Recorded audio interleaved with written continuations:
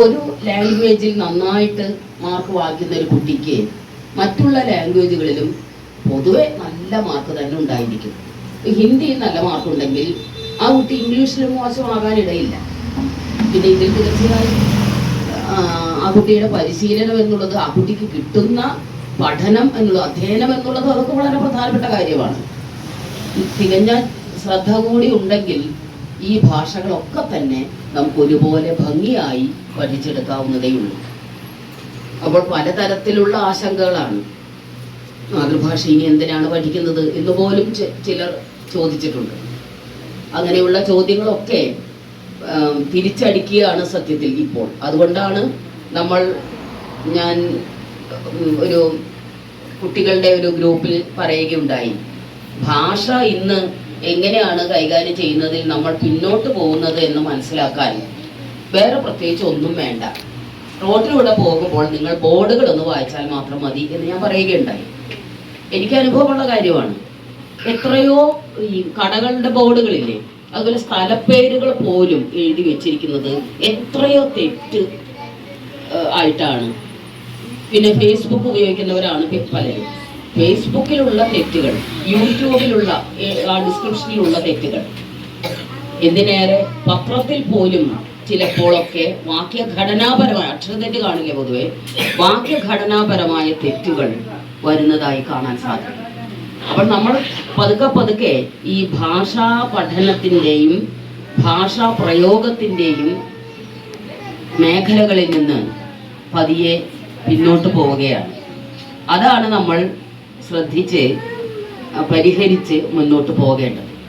തീർച്ചയായും ഭാഷ പഠിക്കുമ്പോൾ ഇവിടെ ഡോക്ടർ പ്രദീപൻ അവിടെ ഒരു അക്ഷരങ്ങൾ എഴുതി കുട്ടികളെ കൊണ്ട് പ്രായോഗികമായി പഠിപ്പിക്കേണ്ട കാര്യങ്ങൾ അതിൻ്റെ ഒരു തുടക്കം കുറിക്കുന്നത് കണ്ടു. അങ്ങനെയുള്ള ഒരുപാട് പരിശീലന കളരികൾ നിങ്ങൾക്ക് ലഭിക്കും. അതിനെക്കുറിച്ച് അധ്യാപകർ തീർച്ചയായും നിങ്ങൾക്ക് പറഞ്ഞു തരും. അതോടൊപ്പം എഴുതിയും വായിച്ചും പഠിക്കണം എന്നുള്ളത് ഏറ്റവും പ്രധാനപ്പെട്ട ഒന്നാണ് എന്ന് ഞാനിവിടെ പറയുകയാണ്. ഭാഷ പഠിക്കുമ്പോൾ അതോടൊപ്പം കുട്ടിയുടെ, അത് നമ്മുടെ മനുഷ്യരുടെ അനാറ്റമിയുമായി ബന്ധപ്പെട്ട ഒരു കാര്യവും കൂടിയാണെന്നുള്ളതാണ്. അടിച്ചിട്ട് ഒന്നും കാര്യമില്ല. അതിന് ഉച്ചാരണ അവയവവുമായി ബന്ധപ്പെട്ട ചില പോരായ്മകൾ ഒരുപക്ഷെ ഉണ്ടായി. അതുകൊണ്ടാണ് ചില കുട്ടികൾക്കെങ്കിലും അക്ഷരം കൃത്യമായി പറയാൻ പറ്റാത്തത്. അത് നമ്മൾ ശ്രദ്ധിക്കേണ്ടതുണ്ട്. കേൾവിയുടെ പ്രശ്നം എന്നുള്ളതും ഒരു പ്രധാനപ്പെട്ട കാര്യമാണ്. ഭാഷാ പഠനം ചെറിയ ക്ലാസ്സുകളിൽ തന്നെ കൃത്യമായി നടത്തിക്കൊണ്ട് വരികയാണെങ്കിൽ ആ കുട്ടിയുടെ അധ്യാപകർക്കും രക്ഷിതാക്കൾക്കും ഈ കുട്ടിയുടെ എന്തൊക്കെയാണ് അതിൻ്റെ ബാലാരിഷ്ടതകൾ എന്ന് മനസ്സിലാക്കാൻ പറ്റും എന്നുള്ളത്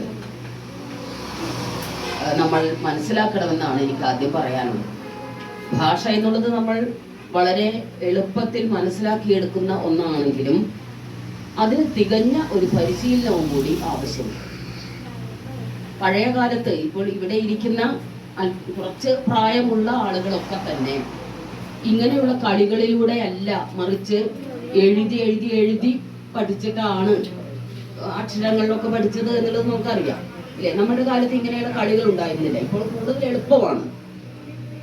അതുകൊണ്ട് ഈ സാധ്യതകളെല്ലാം ഉപയോഗിച്ചുകൊണ്ട് നമ്മുടെ കുട്ടികൾക്ക് നല്ല രീതിയിൽ ഭാഷ വശത്താകാൻ സാധിക്കട്ടെ എന്ന് ഞാൻ ആശംസിക്കുകയാണ്. ഒരു ഭാഷ പഠിക്കുന്നു എന്ന് പറയുമ്പോൾ ആ ഭാഷയുടെ സംസ്കാരവും കൂടി നമ്മൾ പഠിക്കുന്നുണ്ട്. എഴുതാൻ മാത്രമല്ല, ഉച്ചരിക്കാനും കൃത്യമായ ഒരു പരിശീലനം ആവശ്യമാണ് എന്ന് ഞാൻ എടുത്തു പറയുന്നു. ഉച്ചാരണം എന്നുള്ളത് വളരെ പ്രധാനപ്പെട്ട ഒരു കാര്യമാണ്. കാരണം ഭാഷയുടെ ജീവൻ നിലനിൽക്കുന്നത് ഉച്ചാരണത്തിലും എഴുത്തിലുമാണ്. എഴുത്തെന്നുള്ളത് പിന്നെ നമ്മൾ അക്ഷരം പഠിച്ചാൽ കൃത്യമായിട്ട് നമുക്ക് പറ്റും. പ്രാദേശികമായ ശൈലീ ഭേദങ്ങൾക്ക്, കൊളോക്കിയൽ സ്റ്റൈൽ എന്ന് നമ്മൾ പറയുന്ന പ്രാദേശിക ഭാഷാ ഭേദങ്ങൾക്ക് കൂടുതൽ പ്രാധാന്യം നൽകിക്കൊണ്ടുള്ള ഒരു വാമൊഴി പഠന സമ്പ്രദായത്തിൽ ഉച്ചാരണത്തിന് വലിയ പ്രാധാന്യമില്ല എന്ന് വാദിക്കുന്നവർ ഉണ്ട്. ആധുനിക ഭാഷാശാസ്ത്രത്തിൽ തന്നെ അപ്രകാരം പറയുന്നവരുണ്ട്. ഞാൻ ആ പക്ഷത്തല്ല.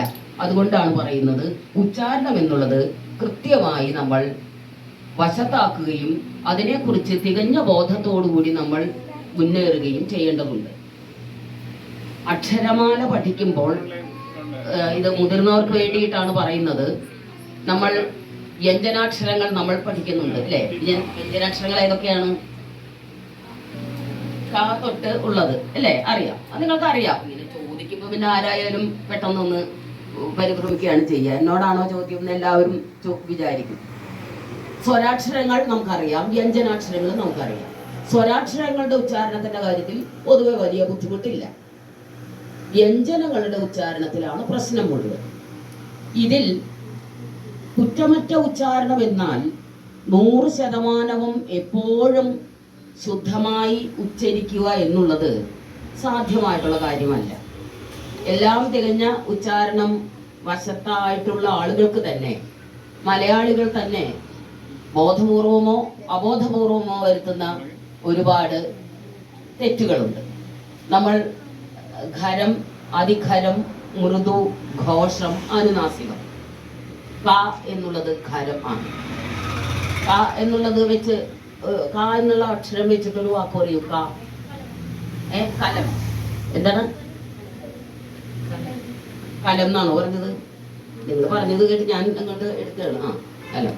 ഇനി ഖ, രണ്ടാമത്തെ ഖ വെച്ചിട്ട് മുഖം. ഗ വെച്ചിട്ടൊരു വാക്ക്.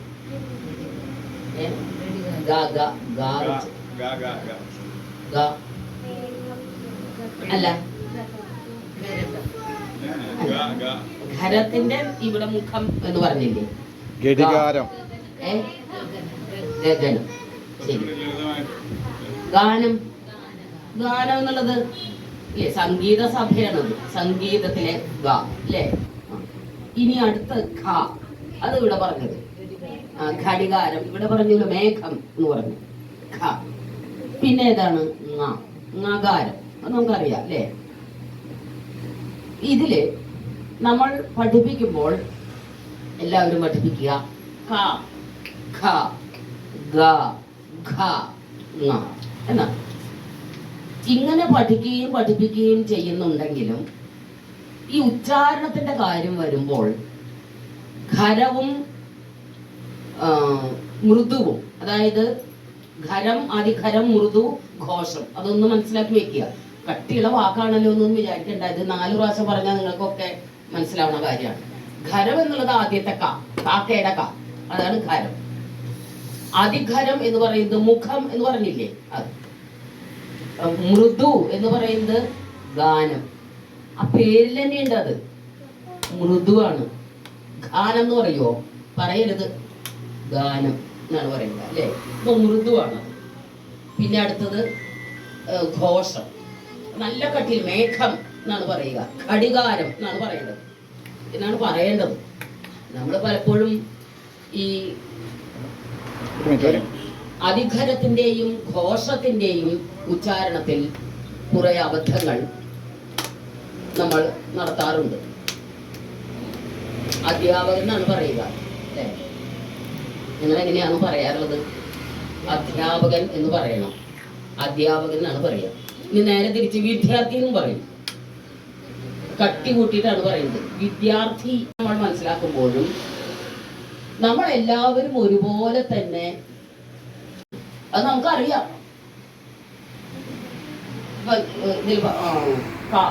എന്ന് പറഞ്ഞില്ലേ, കാക്ക. കാക്ക എന്ന് പറയുമ്പോൾ അതിലെ കാ എങ്ങനെയാണ് ഉച്ചരിക്കുന്നത് എന്ന് നിങ്ങളൊന്ന് ശ്രദ്ധിക്കുക. കാക്ക. ആ കാ തന്നെ ഉപയോഗിച്ച്, കാ എന്ന അക്ഷരം തന്നെ ഉപയോഗിച്ച് മകൻ എന്ന് പറയുമ്പോൾ മക്കൻ എന്ന് പറയുമോ? ഇല്ലല്ലോ. എൻ്റെ മകൻ എന്നേ പറയൂ അല്ലേ? മക്കൻ എന്ന് പറയുമോ? നമ്മള് ഫോണറ്റിക് സംബന്ധമായിട്ട് ഇങ്ങനെയുള്ള ചില വ്യത്യാസങ്ങൾ നമ്മൾ അനുവദിക്കുന്നുണ്ട് എന്നുള്ളത് പറയാനാണ് ശരിക്കും ഞാൻ ആഗ്രഹിക്കുന്നത്.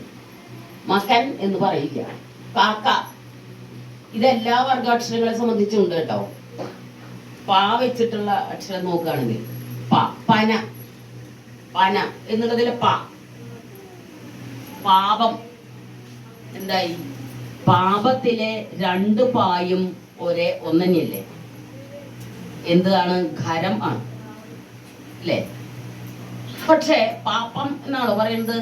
പാപ്പം എന്ന് പറഞ്ഞാൽ കുട്ടികൾക്ക് കൊടുക്കുന്ന പാപ്പം എന്നാവും. പാപം ചെയ്തവർ കല്ലെറിയട്ടെ എന്ന് പറയുമ്പോ പാപം നിങ്ങളൊന്ന് പറയൂ കേട്ടോ. പാപം എന്ന് പറയൂ, നല്ല വാക്കുകൾ പറയാൻ പറയുന്നത് അല്ലേ? പാപം എന്ന് പറയുമ്പോഴേ ആദ്യത്തെ അക്ഷരല്ലേ പാ, ആ പാ ഉച്ചരിക്കുന്ന പോലെയാണോ രണ്ടാമത്തെ പാ ഉച്ചരിക്കുന്നത്? അല്ല, വ്യത്യാസമുണ്ട് അല്ലേ? ആദ്യത്തെ പാ എന്ന് ശരിക്കും നമ്മൾ അക്ഷരം പഠിക്കുമ്പോൾ ഉള്ളത്, രണ്ടാമത്തെ പായും ബായും തമ്മിൽ എന്താ വ്യത്യാസം ഉണ്ടോ? വ്യത്യാസം തോന്നുന്നില്ല അല്ലെ? പാപം എന്നാരും പറയില്ല, പാപം എന്നാണ് പറയുക. ഇങ്ങനെ ചില ഉച്ചാരണ സംബന്ധമായ ചില പ്രശ്നങ്ങൾ എന്ന് തന്നെ പറയാം. അത് നമ്മുടെ ഭാഷയിലുണ്ട്. നമുക്ക് പക്ഷെ ഇതൊന്നും തെറ്റില്ല. പാപം എന്ന് എഴുതാൻ കൊച്ചുകുട്ടികളോടല്ല, നിങ്ങളോട് പറഞ്ഞാൽ നിങ്ങൾ കൃത്യമായിട്ട് എഴുതും, അക്ഷരം തെറ്റില്ല അല്ലേ? മകൻ എന്ന് എഴുതാൻ പറഞ്ഞാൽ നിങ്ങൾ ആരും ഗാനത്തിന്റെ ഗാ വെച്ചിട്ട് എഴുതില്ല, മാ ക എന്ന് തന്നെ എഴുതുള്ളൂ. എന്തുകൊണ്ടാണ്? നമുക്ക് മലയാളം അറിയാം, അതുകൊണ്ടാണ്. ഒരു നോർത്ത് ഇന്ത്യക്കാരനോട് മകൻ എന്ന് എഴുതാൻ പറഞ്ഞാൽ അയാൾ ഗാ വെച്ചിട്ടേ ചിലപ്പോൾ എഴുതുണ്ടാവുള്ളൂ. അല്ല, അത് പറഞ്ഞത് തിരുത്താണ്, അവർക്ക് നമ്മളെക്കാളും നന്നായിട്ട് മലയാളം അറിയാം. അപ്പൊ ഇങ്ങനെ അക്ഷര സംബന്ധമായിട്ടുള്ള കുറെ കാര്യങ്ങൾ പറഞ്ഞ് ബോധ്യപ്പെടുത്തി കൊടുക്കേണ്ട ഒരു ആവശ്യകത ഇന്നത്തെ ഈ നവോത്ഥാന കേരളത്തിൽ ഉണ്ട് എന്നുള്ളതാണ് സത്യം. നമ്മൾ പല സന്ദർഭങ്ങളിലും ഇപ്പൊ ഇതുപോലെ തന്നെ ഇപ്പൊ ചായയുടെ കാര്യം, പച്ച എന്ന് പറയുമ്പോൾ ച എങ്ങനെയാണ് നമ്മൾ ഉച്ചരിക്കുന്നത്? ചെമ്പരത്തി, ചെമ്പരത്തി എന്നാ പറയുന്നത്. പക്ഷെ പാചകം എങ്ങനെയാ? പാചകം എന്നാണോ പറയുക? അല്ല, പാചകം എന്നാണ് പറയുന്നത് അല്ലേ? അതിലെ ജനലും പാചകവും തമ്മിൽ വലിയ വ്യത്യാസമൊന്നും ഇല്ല ഉച്ചാരണത്തിൽ. അങ്ങനെ ശ്രദ്ധിച്ചിട്ടുണ്ടോ നിങ്ങൾ? അപ്പൊ ഇങ്ങനെയുള്ള ചില അബദ്ധങ്ങളെന്നോ അങ്ങനെയൊക്കെ നമുക്ക് പറയാം. പക്ഷെ അത് കീഴ്വഴക്കത്തിന്റെ ഭാഗമായി നമ്മൾ ഉൾക്കൊണ്ടിട്ടുള്ള ഒരു കാര്യമാണ്. പക്ഷെ അതല്ല ഈ ഖരത്തിന്റെയും സ്വാതന്ത്ര്യ ലബ്ധിയോടനുബന്ധിച്ചാണ്. ഇന്ത്യക്ക് സ്വാതന്ത്ര്യം കിട്ടിയ ആ ഒരു കാലഘട്ടത്തോടു കൂടിയാണ് റീജിയണൽ ലാംഗ്വേജുകൾ അഥവാ പ്രാദേശിക ഭാഷകൾക്ക് ഒക്കെ പ്രാധാന്യം കൈവരുന്നത്. ആ ഭാഷകളെല്ലാം തന്നെ പഠിക്കണമെന്നും എല്ലാ ഭാഷകൾക്കും തുല്യമായ പ്രാധാന്യം കൊടുക്കണമെന്നുമുള്ള ഒരു നിർദ്ദേശം രാഷ്ട്രീയമായി തന്നെ വരുന്നത് ആ കാലഘട്ടത്തിലാണ്. അങ്ങനെ ഓറിയന്റൽ ലാംഗ്വേജുകൾക്ക് വേണ്ടിയുള്ള ഒരു ഇൻസ്റ്റിറ്റ്യൂട്ട്, എല്ലാ കൊളോക്കിയൽ ലാംഗ്വേജുകൾക്കും വേണ്ടിയുള്ള പഠന കേന്ദ്രങ്ങൾ, ഇങ്ങനെയൊക്കെ നമ്മൾ ആരംഭിച്ചിട്ടുണ്ട്.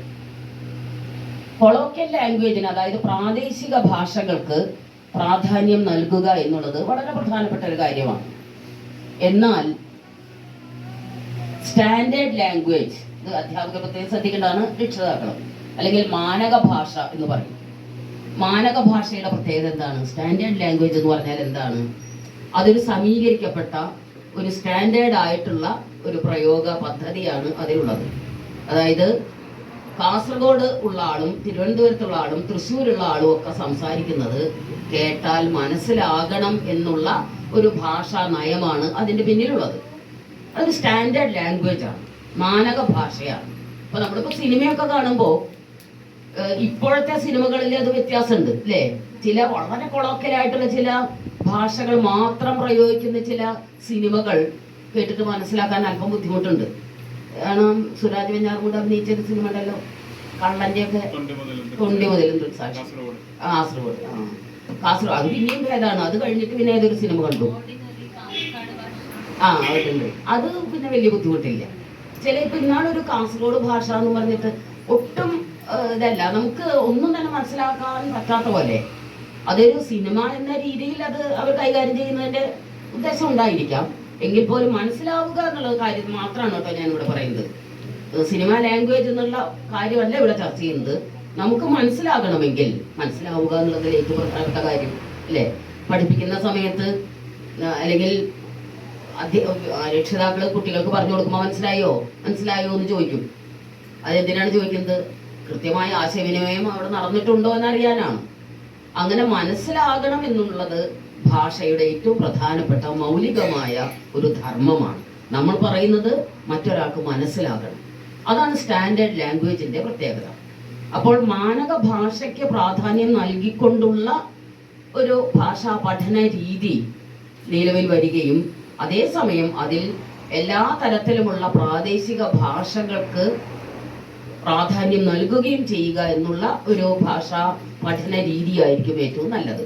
ഇപ്പോൾ എന്തര്, എന്തേനു, എന്തൂട്ട, എന്തര്, എന്തോന്ന, എന്നതാ, എന്താ എന്നുള്ളതൊക്കെ ഈ എന്താ എന്നുള്ളതിൻ്റെ വിവിധ ഭാഷകളാണ് അതൊക്കെ, അല്ലേ?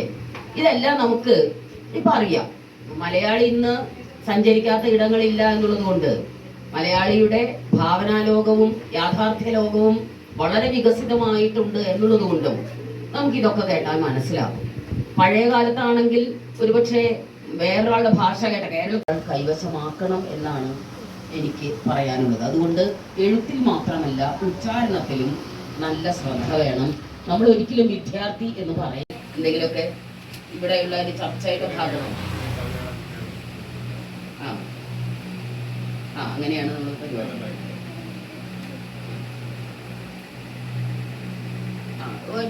ഈണത്തിൽ ചൊല്ലിയാൽ പാടില്ലേ കൂടെ? നമുക്ക് എന്താണ് കൊച്ചു തുമ്പി എന്നുള്ളൊരു കൊച്ചു പാട്ട്, ഒരു കവിത, അത് നമുക്ക് ഒന്ന് ഒരുമിച്ച് ചൊല്ലാം, അല്ലേ? ഒന്നാനാം കൊച്ചു തുമ്പി എന്റെ കൂടെ പോരുമോ നീ?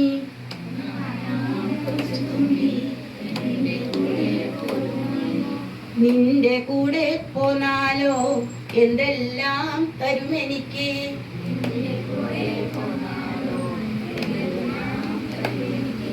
കളിപ്പാനോ കളം തരുവേൻ, കുളിപ്പാനോ കുളം തരുവേൻ.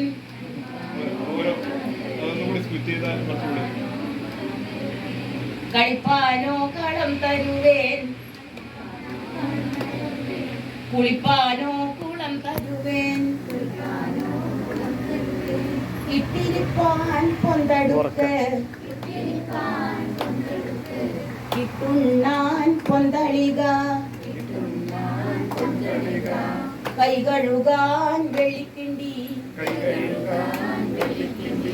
കൈ തോർത്താൻ പുള്ളിപ്പട്ട്. ഒന്നാനാം കൊച്ചു തുമ്പി എന്റെ കൂടെ പോരുമോ നീ? ഇത് പഠിച്ചിട്ടുണ്ട് അല്ലേ? അപ്പൊ എല്ലാവരും കൂടി ചേർന്ന് ഈ ഭാഷാ പരിശീലനം, ഭാഷാ പഠന, അക്ഷര പഠന കളരി ഗംഭീരമാവട്ടെ എന്ന് ഞാൻ ആശംസിക്കുകയാണ്. എല്ലാവർക്കും നന്മകൾ നേരുന്നു. നല്ലൊരു തുടക്കം ഉണ്ടാകട്ടെ. ഈ പരിപാടിയുടെ ഔപചാരികമായ ഉദ്ഘാടനവും കൂടി നിങ്ങളുടെ എല്ലാ അനുവാദത്തോടു കൂടി ഞാൻ നിർവഹിക്കുന്നു. മലയാള ഭാഷയുടെ വളരെ പ്രധാനപ്പെട്ട കാര്യങ്ങളാണ് നിങ്ങളുടെ മുന്നിൽ അവതരിപ്പിച്ചത്. പക്ഷേ ഈ ചെറിയ കൂട്ടുകാർക്ക് അക്ഷരം പഠിക്കാനായിട്ട് എത്തിയിരിക്കുന്ന ആളുകൾക്ക് അത് പിന്നീടായിരിക്കും മനസ്സിലാകുക. പക്ഷേ ഇവിടെ രക്ഷിതാക്കള്, ഇൻസ്പെക്ടർമാരായി വരേണ്ടവർ, അധ്യാപകരാവേണ്ട ആളുകൾക്ക് കുട്ടികളെ എങ്ങനെ പഠിപ്പിക്കുമ്പോൾ ശ്രദ്ധിക്കേണ്ട കാര്യങ്ങളാണ് ടീച്ചർ ഭാഷയുടെ അടിസ്ഥാനങ്ങളാണ് പറഞ്ഞിരിക്കുന്നത്. എല്ലാവരും മലയാള ഭാഷ നന്നായിട്ട് കൈകാര്യം ചെയ്യുന്ന ആളുകളായിട്ട് മാറേണ്ടതുണ്ട്. മലയാള ഭാഷ നമുക്ക് നന്നായിട്ട് അറിയില്ലെങ്കിൽ, നമുക്ക് നമ്മളുടെ മാതൃഭാഷ അറിയില്ലെങ്കിൽ നമുക്ക് ഒരു ഭാഷയും ഒരു വിജ്ഞാനവും ഒരു കലയും ഒരു സംസ്കാരവും സൃഷ്ടിക്കാൻ നമുക്ക് കഴിയില്ല. ഇനി നമ്മൾ ഇംഗ്ലീഷാണ് പഠിക്കുന്നതെങ്കിൽ തീർച്ചയായിട്ടും ഇംഗ്ലീഷ് അതുപോലെ തന്നെ മാതൃഭാഷയ്ക്ക് തത്തുല്യമായി നമുക്ക് അറിയാൻ കഴിയണം. ഇപ്പം നമ്മളുടെ ഈ ഇംഗ്ലീഷ് മീഡിയം സ്കൂളുകളിൽ പഠിച്ചു വരുന്ന ആളുകൾ, എനിക്ക് വളരെ അടുത്തറിയാവുന്ന ആളുകളുണ്ട്. അവർക്ക് മലയാളം അറിയില്ല, ഇംഗ്ലീഷും അറിയില്ല, ഒരു ഭാഷയും മൗലികമായി കൈകാര്യം ചെയ്യാൻ അറിയാത്ത അവസ്ഥ. ഞാൻ സ്കൂൾ ഓഫ് ഡ്രാമ റിസർച്ച് ചെയ്തിട്ടുള്ള ആളാണ്. ഭാഷാ പണ്ഡിതനൊന്നുമല്ല. പക്ഷെ എൻ്റെ ഒരു നാടകത്തോടുള്ള ഒരു താല്പര്യം കൊണ്ട് നാടകം പഠിച്ച് ഇപ്പം ഗവേഷണം വരെ ഗവേഷണം ചെയ്യുന്നതല്ല പഠിച്ചത്. നാടകം അഭിനയിക്കുക, സംവിധാനം ചെയ്യുക, പിന്നീട് നാടകം എഴുതുക, ഇങ്ങനെ ഓരോരോ വഴികളിലൂടെ വന്നപ്പോഴാണ് ഇനി അടുത്ത ഘട്ടം എന്ന് പറഞ്ഞാൽ ഇങ്ങനെ ഗവേഷണമാണ് എന്ന് പറഞ്ഞപ്പോൾ അങ്ങനെ ചെയ്തു. അപ്പൊ എൻ്റെ ഒപ്പം എൻ്റെ ജൂനിയറായിട്ട് ഗവേഷണത്തിനായിട്ട് ചേർന്ന ഒരാള്, അദ്ദേഹം ഇംഗ്ലീഷ് മീഡിയത്തിലാണ് പഠിച്ചത്. അദ്ദേഹത്തിന് ഇംഗ്ലീഷും നന്നായിട്ട് അറിയില്ല, മലയാളവും നന്നായിട്ട് അറിയില്ല. ഗവേഷണം നടത്തുക എന്ന് പറഞ്ഞാൽ ഇപ്പം കൃഷ്ണകുമാരി ടീച്ചർ ഗവേഷണം നടത്തി ഡോക്ടറേറ്റ് ഉള്ള ആളാണ്, മലയാള ഭാഷ ഡോക്ടറേറ്റ് ഉള്ള ആളാണ്. നമുക്ക് ഒറിജിനലായിട്ട് സ്വതസിദ്ധമായിട്ട് നമ്മുടേതായ വാക്കുകളൊക്കെ നമുക്ക് എഴുതാൻ കഴിയണം, വിലയിരുത്താൻ കഴിയണം, നമ്മുടേതായ ഭാവനകളൊക്കെ രേഖപ്പെടുത്താനായിട്ട് എഴുതാനായിട്ട് കഴിയണം. അപ്പം ഒരു കാര്യത്തെ വായിച്ചിട്ട് അതിന്റെ വിലയിരുത്തലുകളൊക്കെ നമുക്ക് എഴുതാൻ കഴിയണം. നമ്മുടെ അഭിപ്രായങ്ങൾ ഒറിജിനലായിട്ട് എഴുതണം. ഒറിജിനലായിട്ട് എഴുതുന്നത് എവിടെന്നെങ്കിലും ഫേസ്ബുക്കിൽ നിന്ന് അല്ലെങ്കിൽ ഗൂഗിളിൽ നിന്ന് അല്ലെങ്കിൽ ഇന്റർനെറ്റിൽ നിന്ന് ഒക്കെ എടുത്തിട്ട് നമുക്ക് എഴുതാൻ പറ്റില്ല. അല്ലെങ്കിൽ പുസ്തകത്തിൽ നിന്ന് നോട്ട് എടുത്തിട്ട് മാത്രം നമുക്ക് ഒരു പ്രബന്ധം രൂപപ്പെടുത്താൻ കഴിയില്ല. ഇതെല്ലാം ഒത്തിരി കുറിപ്പുകൾ തയ്യാറാക്കിയിട്ട് പിന്നെ അതിനെ വിലയിരുത്തിയിട്ട് നമ്മുടെ ഒറിജിനൽ ആയിട്ടുള്ള അഭിപ്രായം പറയണം. ആ അഭിപ്രായം പറയുമ്പോൾ നമുക്ക് നമ്മുടെ സ്വന്തം ഭാഷ വേണം, എങ്കിലേ നമുക്ക് നമ്മുടെ അഭിപ്രായം എഴുതാൻ കഴിയത്തുള്ളൂ. എഴുതിയത് ഒരു നല്ല രീതിയിൽ മലയാളത്തിലാക്കിയിട്ട് പിന്നീട് അത് ഇംഗ്ലീഷിൽ എഴുതണം. അപ്പം നല്ല രീതിയിൽ മലയാളത്തിലാക്കിയിട്ടാണ് പിന്നീട് അത് പരിഭാഷപ്പെടുത്തുന്നത്. ഇപ്പൊ നമുക്ക് ഏതെങ്കിലും ഒരു ഭാഷ ശരിക്കും നമ്മളുടെ കയ്യിലുണ്ടെങ്കിൽ, ഇന്നത്തെ കാലത്ത് ഒരു പ്രത്യേകതയുണ്ട്, ടെക്നോളജി വികസിച്ചിരിക്കുന്നത് കൊണ്ട് നമുക്ക് നല്ല മലയാളം നമുക്കുണ്ടെങ്കിൽ അത് അത്യാവശ്യം നല്ല ഇംഗ്ലീഷിലേക്ക് വേണമെങ്കിൽ പരിഭാഷപ്പെടുത്താം. നല്ല ഇംഗ്ലീഷ് നമുക്കുണ്ടെങ്കിൽ വേണമെങ്കിൽ ടെക്നോളജിയുടെയും കൂടി സഹായത്തോടുകൂടി നമുക്ക് അത്യാവശ്യം മനസ്സിലാകുന്ന രീതിയിൽ മലയാളത്തിലേക്ക് പരിഭാഷപ്പെടുത്താം. നല്ല ഇംഗ്ലീഷ് നമുക്കില്ലെങ്കിൽ നല്ല അത്യാവശ്യം കമ്മ്യൂണിക്കേറ്റ് ചെയ്യാവുന്ന മലയാളത്തിലേക്ക് അതിനെ പരിഭാഷപ്പെടുത്താൻ കഴിയത്തില്ല.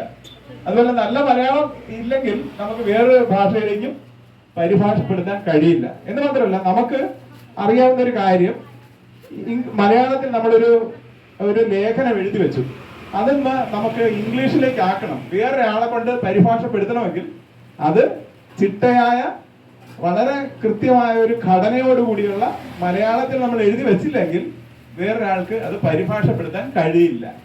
അപ്പോൾ അതാണ് ഭാഷ.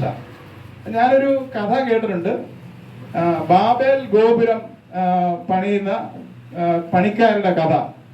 ഇപ്പൊ നമ്മുടെ പല സംസ്ഥാനങ്ങളിൽ നിന്ന് ആളുകൾ വന്നിട്ട് നമ്മുടെ ഇവിടെ വീട് കെട്ടും അല്ലേ? വീട് കെട്ടാനായിട്ട് ആളുകൾ വരത്തില്ലേ? പല ഭാഷ അറിയാവുന്ന ആളുകളല്ലേ? പക്ഷേ കൂടുതലും ബംഗാളിൽ നിന്ന് വരുന്ന തൊഴിലാളികളുണ്ട്, ഹിന്ദി മേഖലയിൽ നിന്ന് വരുന്ന തൊഴിലാളികളുണ്ട്, ഇവിടെ മലയാളത്തിലുള്ള ആളുകളുണ്ട്. പക്ഷെ ഇവർക്കെല്ലാം പരസ്പരം ഒരു ആ ഭാഷ മനസ്സിലാക്കിയില്ലെങ്കിൽ ഒരു വീട് എങ്ങനെ നന്നായിട്ട് കെട്ടാൻ പറ്റും? അപ്പോ ചരിത്രത്തിലുള്ള ഒരു സംഭവമാണ് ബാബേൽ ഗോപുരം കെട്ടുന്നത്. അപ്പൊ അവിടുത്തെ ഈ ബാബേൽ ഗോപുരം പണിയുന്ന തൊഴിലാളികൾക്ക് അവരുടെ ഭാഷയൊക്കെ മറന്നുപോയി.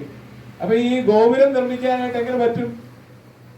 ഗോപുരം ഒരാള് സിമെന്റ് ഒക്കെ ശരിയാക്കും അല്ലെ, ഒരാൾ കട്ട കെട്ടും, അത് അതിന്റെ കൃത്യം അളവും കൃത്യമായിട്ടുള്ള ക്രമവും ഒക്കെ വെച്ചിത് വളരെ ചിട്ടയായിട്ട് ഇങ്ങനെ കെട്ടിക്കൊണ്ട് പോകണം. പക്ഷെ ഇത് എവിടെ ചെയ്യണം, ഓരോന്നും എന്ത് ചെയ്യണം, എങ്ങനെ ചെയ്യണമെന്ന് പരസ്പരം നമുക്ക് ആശയവിനിമയം ചെയ്യാൻ കഴിഞ്ഞില്ലെങ്കിൽ അത് ഒരു കെട്ടിടമായി മാറുമോ, ഒരു ഗോപുരമായി മാറുമോ, ഒരു മനോഹരമായിട്ടുള്ള സൗധമായി മാറുമോ? അപ്പൊ ഭാഷ വളരെ പ്രധാനമാണ്. ഭാഷ എന്ന് പറഞ്ഞാൽ നമ്മൾ ചിന്തിക്കുന്നു, നിങ്ങളെല്ലാവരും ഇപ്പൊ ചിന്തിക്കുന്നുണ്ട്, നിങ്ങളെല്ലാവരും ആലോചിക്കുന്നുണ്ട്. ഈ ആലോചനകള് അത് നമുക്ക് വഹിക്കാനുള്ള ഒരു വാഹനമാണ് ഭാഷ. അപ്പൊ നമ്മള് ഒരു സ്ഥലത്ത് നിന്ന് വേറൊരു സ്ഥലത്തേക്ക് വാഹനത്തിൽ കയറി പോകും. അതുപോലെ നമ്മുടെ ആശയങ്ങള്, നമ്മുടെ ചിന്ത വഹിച്ചു കൊണ്ടുപോകുന്ന ഒരു വാഹനമാണ് ഭാഷ. ആ വഹിച്ചു കൊണ്ടുപോകുന്ന വാഹനം തകരാറ് വന്നാലോ? യാത്ര നമ്മള് ചാവക്കാട് നിന്ന് തുടങ്ങി തൃശ്ശൂരിലേക്ക് അമല വഴിയുള്ള റൂട്ടിലൂടെ പോവുക, എപ്പോഴും അധികം വാഹനമില്ലാത്ത ഒരു സ്ഥലത്തൂടെ പോവുക, ഒരു വാഹനമേ ഉള്ളായിരുന്നു. അപ്പൊ അത് തൃശ്ശൂർക്ക് പോകുമ്പോൾ ആ വാഹനം മുടങ്ങിപ്പോയി കഴിഞ്ഞാൽ അങ്ങ് എത്തുവോ? അതുപോലെ തന്നെ നമ്മൾ ചിന്തിച്ചിരിക്കുന്ന കാര്യങ്ങള് മറ്റൊരാളിലേക്ക് പഠിക്കാൻ പറ്റുന്നില്ല. നിങ്ങൾക്ക് നല്ല കവികളാകണമെങ്കിൽ, നല്ല എഴുത്തുകാരാകണമെങ്കിൽ, നല്ല അധ്യാപകനാകണമെങ്കിൽ, നല്ല എഞ്ചിനീയർ ആകണമെങ്കിൽ, നല്ല ആർക്കിടെക്റ്റ് ആകണമെങ്കിൽ, നല്ല പ്രിന്റർ ആകണമെങ്കിൽ, നല്ല ഒരു ഡോക്ടർ ആകണമെങ്കിൽ നിങ്ങൾക്ക് എന്ത് വേണം? എന്ത് വേണം? ഭാഷ വേണം. എഴുതാനും വായിക്കാനും നന്നായിട്ട് അറിയണം. അപ്പൊ അത് അറിഞ്ഞില്ലെങ്കിൽ നമുക്ക് ഇത് വിജ്ഞാനത്തിന്റെ കാര്യമാണ്. നമുക്ക് എഴുത്തും വായന അറിഞ്ഞില്ലെങ്കിൽ നമുക്ക് ജീവിക്കാം. ഇപ്പൊ മൃഗങ്ങളൊക്കെ ജീവിക്കുന്നുണ്ടോ? പക്ഷികൾ ജീവിക്കുന്നില്ലേ? അവർക്ക് എഴുതാൻ അറിയാവോ? വായിക്കാൻ അറിയാവോ? അവരും ജീവിക്കുന്നു. ചിരിക്കുവോ? ഏത് പക്ഷി? കരയും. പക്ഷികള് ചിന്തിക്കുവോ? വലിയ വലിയ ആശയങ്ങളൊക്കെ പറയുവോ? ഇല്ല. വലിയ വലിയ ആശയങ്ങൾ പറയണമെങ്കിൽ ചിന്തിക്കണം. അപ്പൊ ചിന്തിക്കുകയും ചിരിക്കുകയും ഒക്കെ ചെയ്യുന്നത് മനുഷ്യനാണ്. അപ്പോ ആ ചിന്തിക്കുന്നത്, ഇപ്പൊ ചിരിക്കണമെങ്കിൽ ഞാൻ എങ്ങനെ ചിരിക്കുന്നത്? എങ്ങനെ എനിക്ക് ചിരി വരുന്നത്? എങ്ങനെ എനിക്ക് ചിരി വരുന്നത്? നിങ്ങൾക്ക് എങ്ങനെ ചിരി വരുന്നത്? ഇപ്പോ എങ്ങനെയാ ചിരി വരുന്നത്? നിങ്ങൾ എന്തോ കാര്യം ആലോചിച്ചു അല്ലെ? ഇപ്പൊ എന്നെ കുറിച്ച് ആലോചിച്ചു, അല്ലെങ്കിൽ ഞാൻ പറയുന്നതിനെ കുറിച്ച് ആലോചിച്ചു. അപ്പൊ അതിനകത്ത് എന്തോ ഒരു തമാശ കണ്ടുപിടിച്ചു. ആ ആലോചനയാണ് എന്താണ് ചിരിപ്പിക്കുന്നത്. എങ്ങനെ നമുക്ക് വിഷമം വരുന്നത്?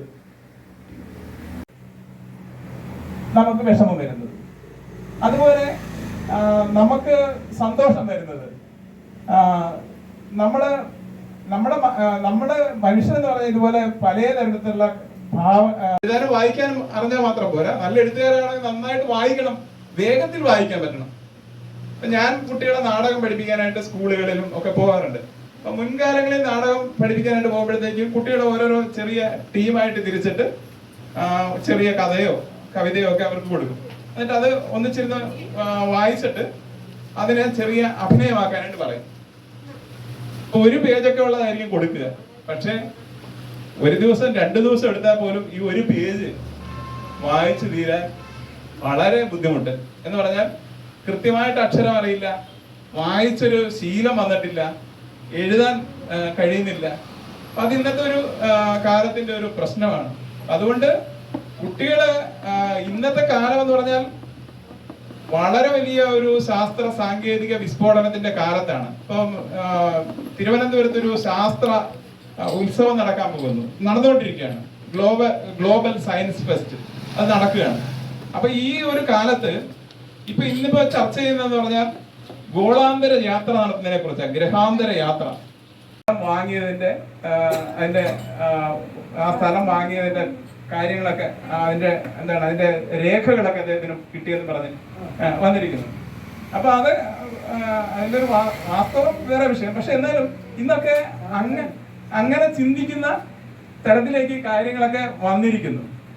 അപ്പോ ആ ഒരു കാലത്ത് അതുപോലെ തന്നെ നമ്മളിപ്പോ ഒരു റോബോട്ടിനോട് സോഫിയ കമ്പ്യൂട്ടർ എന്ന് പറഞ്ഞാൽ നമ്മുടെ മനുഷ്യനെ പോലിരിക്കുന്ന കമ്പ്യൂട്ടർ ഉണ്ട്. അപ്പോ ചിന്തിക്കുന്ന കമ്പ്യൂട്ടർ ഉണ്ട്. ഇപ്പൊ അതിലേക്ക് കാര്യം ഒരുപക്ഷെ കൃഷ്ണകുമാരി ടീച്ചർ പറയും. ഒത്തിരി വിവാദം വിഷയമാണ്. പക്ഷെ ആ രീതിയിൽ ആർട്ടിഫിഷ്യൽ ഇന്റലിജൻസ്, നിർമ്മിത ബുദ്ധി ബുദ്ധിമുട്ടുണ്ടോ? ബിസ്ക്കറ്റ് വായിലുള്ളതുകൊണ്ട് ഇത്തിരി ബുദ്ധിമുട്ടുണ്ട് അല്ലേ? ശരിയല്ലേ? ബിസ്ക്കറ്റ് ഇല്ലാതെ പറഞ്ഞാൽ ഇത്തിരി കൂടി എളുപ്പം പറയാൻ പറ്റും. ഇപ്പൊ ഞങ്ങള് നാടകത്തിലെ ഈ അക്ഷരങ്ങളൊക്കെ പ്രാക്ടീസ് ചെയ്യും. എന്തിനാണെന്നറിയോ? നന്നായിട്ട് സംഭാഷണം പറയാൻ വേണ്ടിയാ. നമുക്കൊന്ന് പ്രാക്ടീസ് നടത്താം. നാടകത്തിന്റെ പ്രാക്ടീസ് നടത്താം. ഓക്കെ ആണോ? ഇപ്പൊ ടീച്ചർ പറഞ്ഞു ഓരോ അക്ഷരത്തിനും അതിൻ്റെതായ ഉച്ചാരണ രീതിയുണ്ട്. അപ്പൊ അത് നമ്മൾ ഒത്തിരി പരിശീലനം നടത്തുമ്പോഴത്തേക്കാണ് അതിന്റെ ഇത് കിട്ടുക. നമ്മൾ കൃത്യമായിട്ട് കാര്യങ്ങൾ പറയണമെങ്കിൽ നമ്മുടെ ഓരോ അക്ഷരങ്ങൾക്കും അതിനെ വായിക്കാനായിട്ട് അതിനൊരു ചലനം കൊടുക്കുന്നത് സ്വരാക്ഷരങ്ങളാണ്. പ്രത്യേകിച്ച് ആ സ്വരാക്ഷരങ്ങൾ നമ്മൾ കൃത്യമായിട്ട് നല്ല ശബ്ദത്തിൽ പറയണം. ഓരോ അക്ഷരവും പറയുമ്പോഴത്തേക്ക് നമ്മളുടെ ചുണ്ടുകളുടെ ആകൃതി എന്താണെന്ന് നിങ്ങൾ ശ്രദ്ധിച്ചിട്ടുണ്ടോ? ഇങ്ങനെ വെച്ച് കഴിഞ്ഞാൽ എന്താ? ഇങ്ങനെ നല്ല ശബ്ദത്തിൽ പറ. ഞാൻ വലിയ ശബ്ദത്തിൽ പറയാൻ പോവാണ്.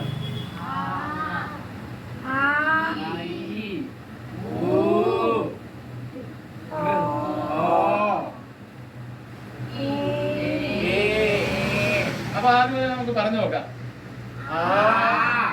ഓക്കെ, ആദ്യം നീട്ടില്ലല്ലോ. ആദ്യം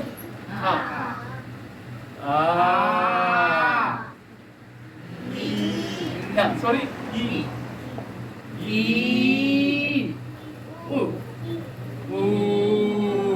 കണ്ടോ ഈ ചുണ്ട് വരുന്നതായിട്ടില്ലേ? ഞാൻ പറയാതെ തന്നെ നിങ്ങൾക്ക് പറയാനായിട്ടുള്ള ഒരു റെഡി. അല്ല, അവര് പറയട്ടെ ആദ്യം മതി. റെഡി.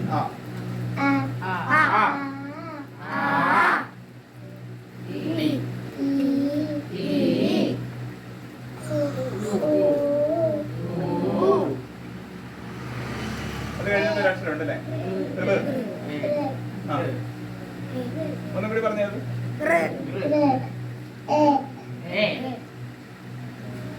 പിന്നെ നീട്ടുള്ളത്. അപ്പൊ എ എന്ന് പറയുമ്പോഴത്തേക്ക് ചുണ്ടെങ്ങനെ വെക്കാം? ഒന്നും കൂടി പറഞ്ഞേ. എല്ലാരും അടുത്തത് ഐ. ഐ അങ്ങനെ നീട്ടില്ല. പിന്നെ ഓയാ. ഓ.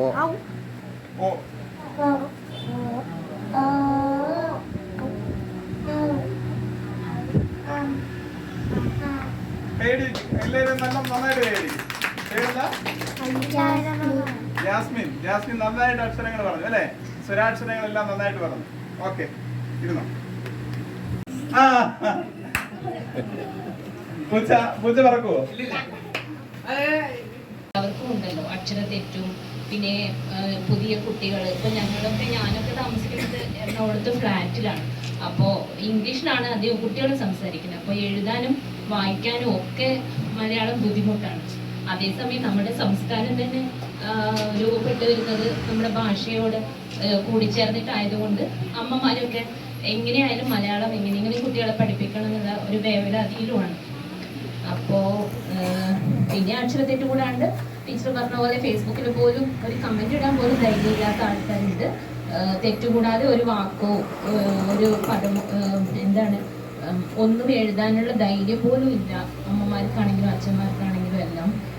അപ്പോൾ ആദ്യം നമ്മൾ അച്ഛനമ്മമാര് ആദ്യം ഒന്ന് തയ്യാറെടുത്ത് ഭാഷ നന്നായിട്ട് കൈകാര്യം ചെയ്ത് സ്വന്തം കുട്ടികളെ പഠിപ്പിച്ച് മറ്റു കുട്ടികളെയും പഠിപ്പിക്കാൻ മുൻകൈ എടുത്താൽ അത് മുന്നോട്ട് കൊണ്ടുപോകാൻ പറ്റും എന്ന് വിശ്വസിക്കുന്നു. നമ്മുടെ ഭാഷ എപ്പോഴും അമ്മയെപ്പോലെ, നമ്മുടെ സ്വന്തം മാതൃഭാഷ അമ്മയെപ്പോലെ നമുക്ക് ബഹുമാനിക്കാനും കൈകാര്യം ചെയ്യാനും എല്ലാം പറ്റട്ടെ. അത്രയും പറയാനുള്ളൂ. സന്തോഷം.